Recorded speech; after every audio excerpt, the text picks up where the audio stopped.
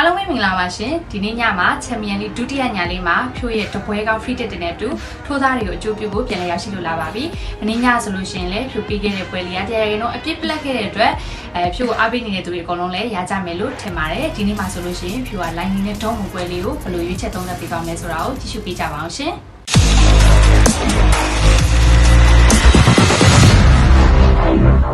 ဒီနေ့ကစားမယ် line နဲ့တောင်းမှုတို့ရဲ့ပွဲစဉ်မှာဆိုလို့ရှိရင်ကိုပေါင်းစေးကို3+90ဆိုပြီးတော့ဖွင့်လှစ်ပေးထားပါတယ်အရင်ပွဲစဉ်တွေတော့ဖြိုးပြောခဲ့ပူပါတယ်ချန်ပီယံလိ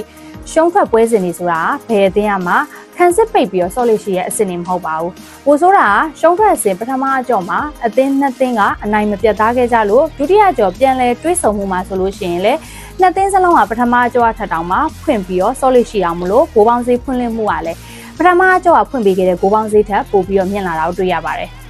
အဲ့တော့ယနေ့ညမှာဆိုလို့ရှိရင်လည်းချန်ပီယံလိပွဲစဉ်3ပွဲတည်းကကိုပေါင်းစေးဖွင့်လှစ်မှုတွေကိုဖြိုးကြည့်မယ်ဆိုလို့ရှိရင်ပထမတစ်ခုကအာဆင်နယ်နဲ့ BSP ပွဲစဉ်မှာဆိုလို့ရှိရင်ကိုပေါင်းစေးကို3+60ဖွင့်ပေးထားပြီးတော့ပထမအကြော့ပေးခဲ့တဲ့2-80ကိုပေါင်းစေးထက်ပိုပြီးတော့မြင့်နေပါတယ်အဲ့တော့နောက်တစ်ခုက